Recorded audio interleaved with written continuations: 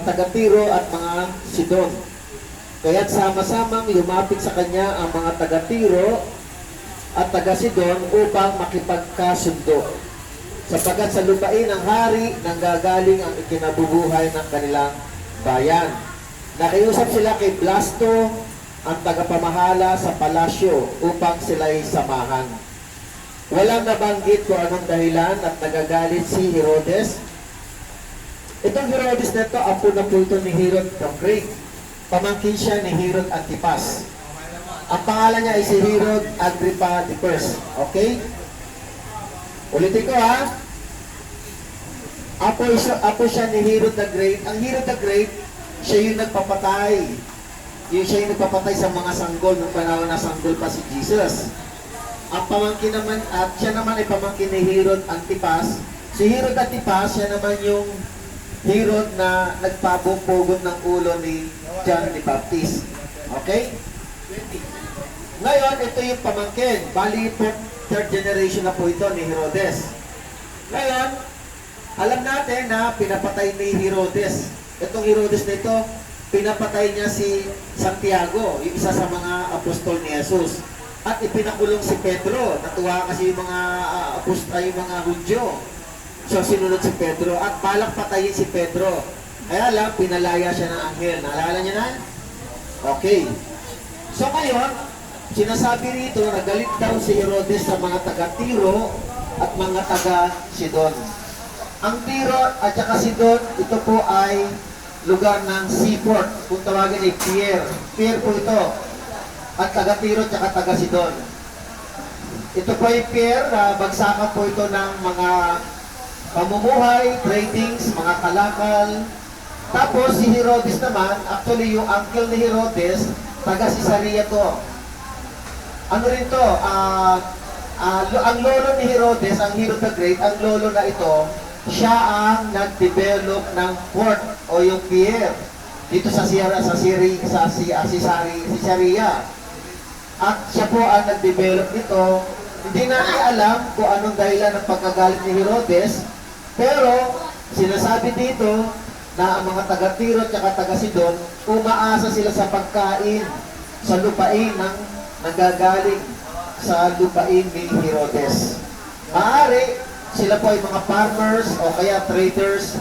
Maaari, sila ay nangangalakal dun sa lupain ng lupain ni Herodes. Okay, tuloy ko lang ha mga kapatid. Verse ano na tayo? 21. Verse 21 na tayo ha. Pagsapit ng takdang, pagsapit ng takdang araw, si Herodes ay nagsuot ng damit hari, umupo sa trono at nagtalumpati. Sumigaw ang mga taong bayan, isang Diyos ang nagsasalita, hindi tao. Okay. Si Herodes po mga kapatid ay nagtalumpati, nagsuot siya ng damit hari. Si Herodes po mga kapatid, ang totoo niyan, hindi talaga naman siya hari. Siya ay gobernador ng Judea. Kaya lang, siyempre dahil leader din siya, kinikilala rin siyang hari. Kaya lang ang sinuot niya ay damit hari. Mas mataas yung kanyang damit kaysa kanyang pagkatao. Nakuha niyo po? Gobernador siya, parang ganito. Gobernador siya, pero siya ay parang umaktong presidente. Nakuha niyo po? Siya po ay gobernador, pero nagsuot po siya ng hari, damit hari, na hindi naman siya ang hari. Ang hari po talaga ay ang emperor. Ang panahon na ito ay hindi ako sure kung si Emperor Nero na po ang emperor, ha? Pero mga kapatid, nung nagtalumpati po siya, may mga taong sumisigaw. Ang sabi ng mga taong sumisigaw, isang Diyos ang nagsasalita, hindi tao. Isang Diyos daw ang nagsasalita, hindi tao. Mga kapatid, Diyos ba si Herodes? Ha? Diyos ba si Herodes? Hindi. Kaya lang yung mga tao sumisigaw, baka mga taga-Tiro at taga-Sidon to eh. Baka namumulitika to na parang pinupuri nila yung leader nila, yung gobernador, pinupuri nila. At sinasabi parang hindi tao, parang Diyos. Alam niyo po, papuri po yun sa tao. Ang tao po, pag itinataas mo ang kanyang karangalan, parang ganito. Halimbawa, siya po ay kapitan. Halimbawa lang, siya po ay kapitan. At nagsasalita, magaling magsalita. Halimbawa, para ba sinasabi mo, naku kapitan, ang galing mo magsalita, pwede ka tumakbo, mayor. Pwede ka maging mayor. Yan, ganun yun. Amen? Amen. Itinataas mo yung karangalan ng tao. Ang totoo yan, binubola mo lang siya. Amen? Binubola mo lang yun. Parang Diyos kung magsalita. Actually, ang sabi ni Flavius Josephus, one of the greatest and Jewish historian, ang sabi niya, higit pa raw ang nabanggit doon. Ang sinasabi daw ay is more than a mortal man. Higit pa sa taong namamatay, si Herodes. Actually, si Josephus Flavius, isang historian, buhay na po siya nito noong panahon na ito. Buhay na siya. Siya po ay isang general ng mga Hudyo ng mga panahon na nagkaroon ng revolution sa Israel. AD 70. Siya po ay isang general. Ngayon, sabi niya, ang isinigaw doon ng mga tao ay parang higit pa sa taong hindi namamatay. Actually, ang tao namamatay, pero pag sinabi mo, he is a greater mortal man, ibig sabihin, para siyang Diyos. Tama? Higit pa kasi, hindi namamatay eh. Ngayon, mga kapatid, diretso po tayo, verse 22. Sumigaw ang mga taong bayan, isang Diyos ang nagsasalita, hindi tao. Verse 23, at noon din ay hinampas ng isang anghel ng Panginoon si Herodes, sapagkat inangkin niya ang karangalan na uugo sa Diyos. At siya'y kinain ng mga uod hanggang sa mamatay. Na-imagine niyo po yun? Habang nagtatalumpati siya, inuuod at namatay. Unti-unti nauubos yung katawan niya hanggang mamatay. Na-imagine niyo po yun? Nakakita na kayo ng inuuod? Inuuod na aso, inuuod na daga, usually, mga ganun, di ba, mga namamatay. Ang baho na, di ba? Nakakita na kayo nun? Ngayon, ito si Herodes, dahil inangkin niya raw, sabi ng Bible, inangkin niya ang papuri, ang karangalan na para sa Panginoon, siya ay sinaktan ng Diyos. Sapagkat inangkin niya, hindi dapat para sa kanya yun. Yun ay nauukol lamang sa Diyos.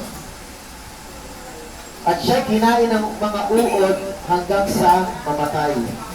Sino ang pumuksa? Sino ang pumuksa kay Herodes? Tama, uod. Pero, tama po yun. Pero sino yung nagpadala ng uod? Ha? Hindi, dito. Nakikinig po kayo? Sino? Anghel. Anghel ang nagpadala ng uod. Bakit? Bakit, brother? Ano dahilan? Inangkin niya ang ano? Ha? Karangalan ng Diyos. Ang papuri po, mga kapatid, dapat lamang sa Diyos. Eh sinabi mo kay Herodes, halimbawa sinabi nila, para kang Diyos kung magsalita. Para kang, makapangyarihan, para kang hindi ka namamatay. Sinaktan siya ng anghel. Hanggang unti-unti siya na para bang, siguro kung na-imagine niyo po yun, habang nagtatalumpati, yung mga tao siguro, nasashock siguro sila sa nangyayari. Na-imagine niyo po na unti-unti siya nauubos. Unti-unti nauubos, inuuod. Buhay pa, inuuod na. Di ba may kasabihan na sa sobrang sama ng tao, may sinasabi mga tao, buhay ka pa, inuuod ka na. Di ba minsan may mga ganong masama. Actually, masama po yun. Alam niyo po, masama po yun. Huwag niyo mo sasabihin sa kapwa ninyo yun. Kahit na ang kapwa ninyo masamang tao, huwag niyo sasabihin niyo, masama po yun. Babalik sa atin yun. Kasi parang hinahatulan na natin ang tao. Sabi ng Panginoong Yesus, do not judge Huwag tayo lumatol upang hindi tayo hatulan. Masama rin yung sabihin sa kapwa natin. Kaya ko lang sinasabi dahil para mawarningan tayo na hindi mabuti yun. Kahit sabihin natin ang sobrang sama ng tao ito, no? Parang grabe. Buhay pa, uod na. Masama yun. Delikado po yun. Huwag tayong umatol. Amen? Amen. Kaya ko lang sinasabi dahil baka dito po galing yung salitang yun. Tama ba? Di ba may nadidinig kayo doon? Buhay pa, sinusunod na sa impyerno yung kaluluwa. Yun yung mga paghatol, masama po yun. O kaya, ito, madalas ko nadidinig to, buhay pa para inuuod na yung kaluluwa. Malamang dito galing yun. Kaya lang, huwag tayo magsasalita nun. Amen? Amen. Okay. Verse 24, malapit na po tayo matapos. Kunti lang naman to. Samantala, patuloy na lumago at lumaganap ang salita ng Diyos. Bakit lumalago ang salita ng Diyos? Wala na po yung pumapatay ng mga Kristiyano. Yung hadlang, yung nananakit ng mga Kristiyano. Bagamat kahit nandun yun, kaya naman lumago ng Holy Spirit, kaya kumilos ng banal na Espiritu kahit na andun yun. Pero nung nawala na si Herodes, lalong lumakas ang salita ng Panginoon. Lalong lumakas. Dito ba ang tanong? Ang tanong ko dito, lumalakas ba ang salita ng Panginoon sa inyo? Baka naman salita lang ng tao malakas dyan. Baka ang hari dyan ay salita ng tao, hindi salita ng Diyos. Dapat naghahari ang salita ng Diyos sa inyo. At naghahari ang pag-ibig ng Panginoon sa inyo. Dapat nangingibabaw yung pag-ibig ni Jesus bilang magkakapatid. Sa madaling salita, mga kapatid, para kayo magkakapatid dyan eh. Magsasama-sama kayo, mga 1 week, 2 weeks, 1 buwan, 2 buwan. Para kayong magiging magkakakilala, di ba? Hindi mo kilala pero magiging kaibigan mo. Sana ganun din nangyayari, no? Hindi yung nagbabakayan, hindi yung nag-aaway. Hindi sana ganun. Amen? Sana sa bawat lugar, lumalago ang salita ng Panginoong Diyos. At nawa, nangyayari ito dito. Dito sa mga babae, lumalago ba ang salita ng Panginoon? Ha? Sure po kayo? Sana po. Kasi malaking bagay po na nasa loob kayo na ang Diyos ay naanin nyo at tinatawag na inaaral ninyo, binabasa ninyo. Kasi pag nakalabas na kayo, palagay ko, mahirapan na kayo eh. Kasi busy na kayo sa labas. Pero pag nasa loob kayo, minsan, di ba? Pag nasa loob kayo, nagkakaroon kayo ng pagkakataong magbasa. Si Joselito nga, alam ko, nabasa na ni Joselito yata ang Bible eh. Joselito, nabasa mo na? Oh, lagi ka nagbabasa? Minsan, mga kapatid, itong pagkakataon ito, itong reyas na ito, nagiging dahilan para makilala natin ang Panginoon. Huwag natin alisin yung tsansa na ang Panginoon ay makilala natin sa ating mga pagtitipon at sa mga gawain katulad nito. Ginagamit ng Panginoon to, di ba, Pastor? Ginagamit ng Panginoon to eh. Okay, last verse. Nang matapos ni Bernabe at Saulo ang kanilang tungkulin, bumalik sila sa Jerusalem. Kasama si Juan na tinatawag ding Marcos. Okay. So chapter 12, natapos na po natin yun, di ba?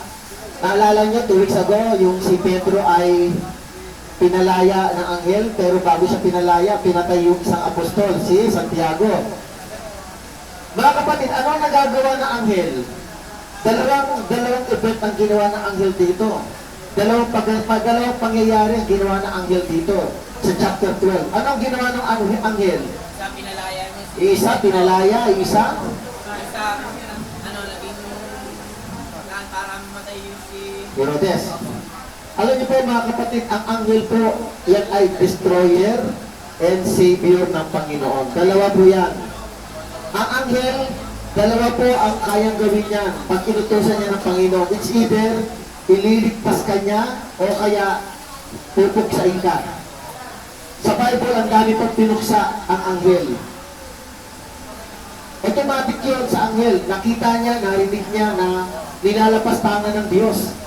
Biro mo, si Herodes, ipantay ni Herodes yung kanyang sarili sa Panginoon.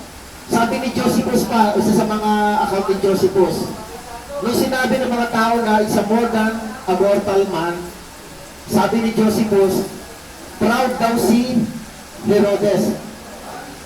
Proud, ibig sabihin, tuwan-tuwa siya nung sinabi yun. Kaya inangkin niya.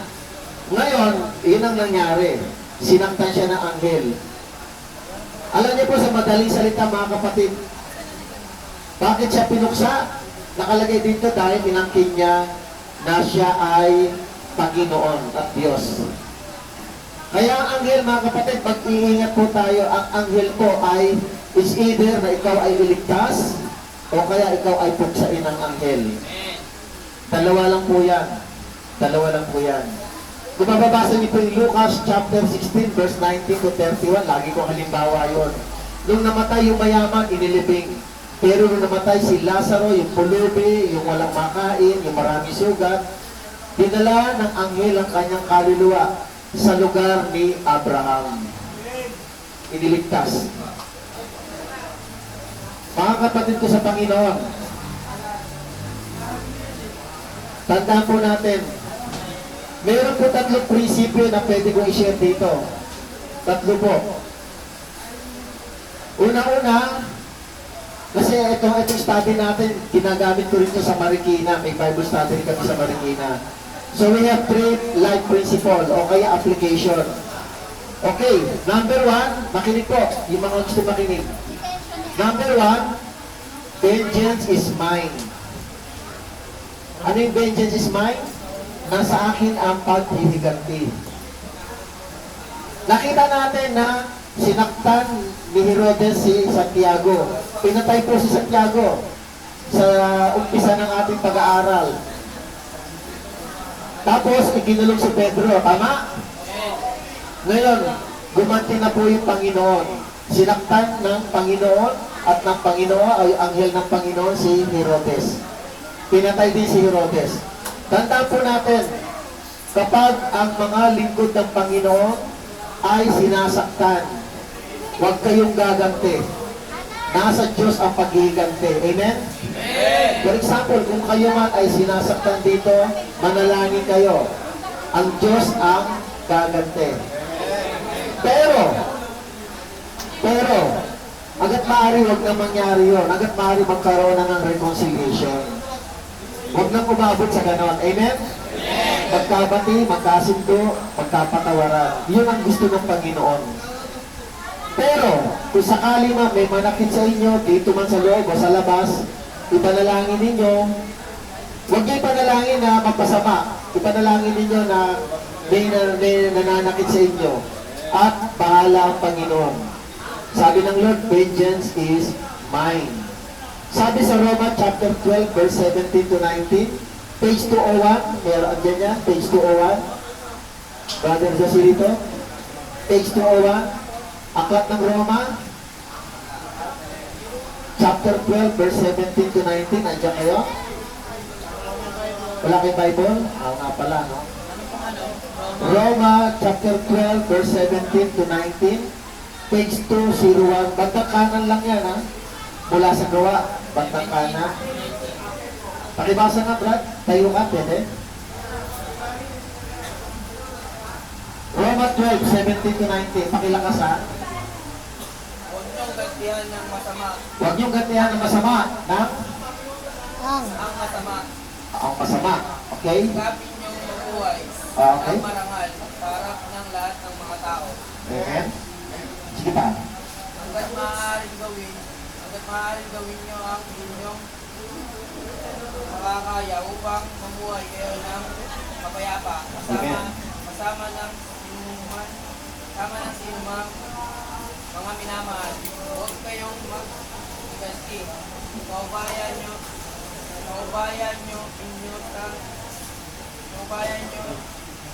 iyon sa galit ng Diyos.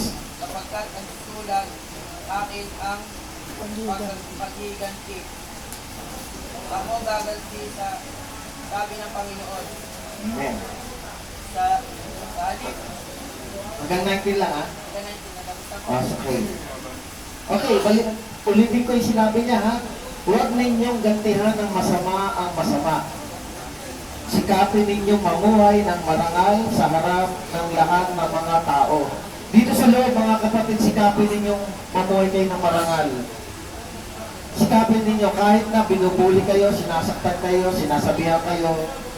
Okay lang, manatili lang kayo tahimik, manalangin lang kayo. Yun ay isang malaking karangalan yun. Amen? Amen. Sino ang mapapahiya sa Panginoon? Yung nang aaway, yung nananakit, yung na nagsasalita ng masama. Kaya nga, hanggat maaari, gawin ninyo ang inyong makakaya upang mamuhay kayo na mapayapa kasama ng sino man. Mga minamahal, huwag kayong maghihiganti. Ipaubayan ninyo iyon sa galit ng Diyos sapagkat nasusulat, akin ang paghihiganti. Ako ang gaganti, sabi ng Panginoon. So sila Pedro ba ay gumanti? Yung mga alagad ba gumanti kay Herodes? Gumanti ang Diyos para sa kanila. Siguro namumuro na to si Herodes. Pero nung nagkamali siya ng isang salita, inangkin yung kapurihan para sa Diyos. Yun na, pagkakataon para saktan siya ng Panginoon. Amen? Ikalawang prinsipyo. Number 1, vengeance is mine, di ba? Pangalawa, do not become prideful like Herod. Huwag tayo maging mayabang tulad ni Herodes. Nakuha niya example kanina, may nagpupuri kay Herodes. Parang Diyos kung magsalita. Si Herodes naman tuwa-tuwa. No, nagsasalita ang kapitan na parang sinasabi, no, pwedeng maging mayor, parang mayor. O parang senador ang magsalita. Ibig sabihin, di ba? Pag ano yun eh, pagbobola na yun eh, di ba? Huwag natin, for example sa inyo, ang galing naman ni brother, ang galing naman ni... Huwag nyo nang anahin nyo, huwag nyo nang sabihin, ako pa, huwag nyo nang sabihin nyo, di ba? Madalas yun, di ba, pastor? Ako pa. Minsan ako, biro ko yun, minsan sa mga kapatid ko, biro ko yun. Pero hanggat maaari, kahit biro, kasi siyempre parang ano rin yan eh, pagyayabang eh, di po ba? Amen? Kapag tayo pinupuri, kapag tayo, sabi lang natin, praise the Lord, ang Panginoon na nagbigay at naggabay sa akin para magawa ang ano bang ginawa mo. Hayaan natin ang pagpupuri ay sa Diyos. Hayaan natin ang pagpupuri sa Diyos. Amen? Amen. Huwag tayo maging prideful, katulad ni Herodes. Alam niyo po, si Herodes ay sinabihan siya na parang Diyos. Ibig sabihin, gusto niyang pumatay sa Diyos. Mga kapatid, masama po yun. Basahin na lang ninyo Isaiah 14, verse 13 to 15. Si Satanas po yun. O, tungkol kay Lucifer, na siya ay naghahangat pantayan ang kataas-taasang Diyos. Ngunit siya ay ibinagsak ng Panginoon sa lupa. Basahin na lang po niyo yun, Isaiah 14, verse 13 to 15, at Revelation, o kaya Pahayag, chapter 12, verse 7 to 9. Siguro basahin ko lang yung Pahayag, ha? Chapter 12, verse 7 to 9. Aklat ng Pahayag, chapter 12, verse 7 to 9, page 3 to 8. Sa dulo po, sa dulo. Page 3 to 8. Pahayag, chapter 12, verse 7 to 9. Basahin ko po, ha? Okay, basahin ko po. Pagkaraan ito'y nagkaroon ng digmaan sa langit. Si Miguel at ang kanyang mga anghel. Si Miguel po ay siya ang leader. Siya po ang warrior. At ang mga anghel ay nakipaglaban sa dragon at sa mga kampon nito. Natalo ang dragon at ang kanyang mga kampon. At hindi na sila pinayagang manatili sa langit. Itinapon ang napakalaking dragon, ang matandang ahas na tinatawag na Diablo at Satanas, na nandaraya sa buong sanlibutan. Itinapon siya sa lupa kasama ang lahat ng kanyang mga kampon. Tandaan po natin, sino ang nanukso kay Eva? Ahas, di ba? Ahas? Nanlilang, ito na po yun, lumaki na, naging dragon na eh. Ito na po yun, siya na po yun, lumaki. Nanlilang daw eh, naging dragon. Sabi, di ba, nakita niyo na, ano nyo, itinapon na napakalaking dragon, ang matandang ahas, na tinatawag na Diablo. Pero saan siya napunta? Itinapon siya sa lupa. Kaya ang lupa, itong lupa nito natin, andito po ang spirito ni Satan. Gumagala. Bakit nagkakaroon ng maraming kaguluhan? Ba't nagkakaroon ng maraming drugs? Tuwan-tuwa si Satan dyan. Marami siya natutukso. At tinutukso niya ang tao, maakit sa drugs, maakit sa bisyo, maakit sa pera, maakit sa sex, maakit sa mga sugal, maakit sa mga bisyo. Inom o anumang bisyo, mga kapatid.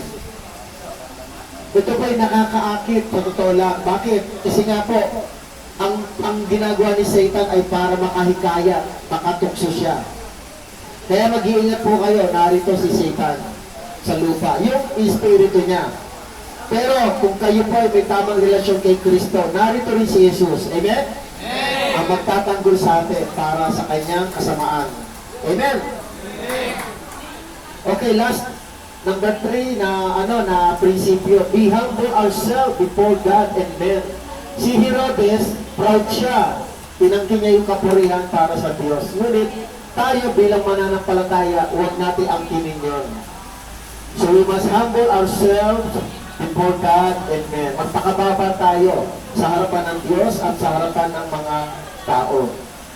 Sabi rito sa Matthew 5 verse 5, page 5 po, kaya 555. Matthew 5, chapter 5, verse 5. Page 5 din po. Sa bagong tipan ko, anong sabi diyan? Malapit na tayo matapos, mga kapatid. Sabi po rito, sige sis, brother. Pinagpala ang mga kapag-kumbaba sapagkat manahan nila ang daigdig. mamanahin. Mamanahin Mapagpala ang magpakumbaba dahil mamanahin niya ang daigdig. Mapalad po. Kaya maging mapalad po tayo. Gusto ng Panginoon maging mapalad kayo. Magpakumbaba. Amen? Amen. Okay, so maraming salamat mga kapatid. Sabi ni Jesus sa Mateo 23 verse 12, magpakababa kayo, kayo itataas. At sa sino mang itinataas ang sarili ay ibinababa. Kaya si Herodes, itinaas ang kanyang sarili, ibinaba siya ng Panginoon. Ibinaba siya sa impyerno. No, buhay pa siya, inuun na siya. So, sino man nagpapakababa ay itinataas ng Panginoon. So, ilan yung prinsipyo natin? 3 po yun. Naalala niyo po? Ano yung una? Vengeance is mine. Pangalawa, do not become prideful like Herod. Huwag tayo maging mayabang, arrogante, katulad ni Herodes. At ay katlo, be humble ourselves before God and men. Magpakababa tayo sa harapan ng Diyos at sa harapan ng tao. Amen? Amen. Manalangin tayo. Panginoon,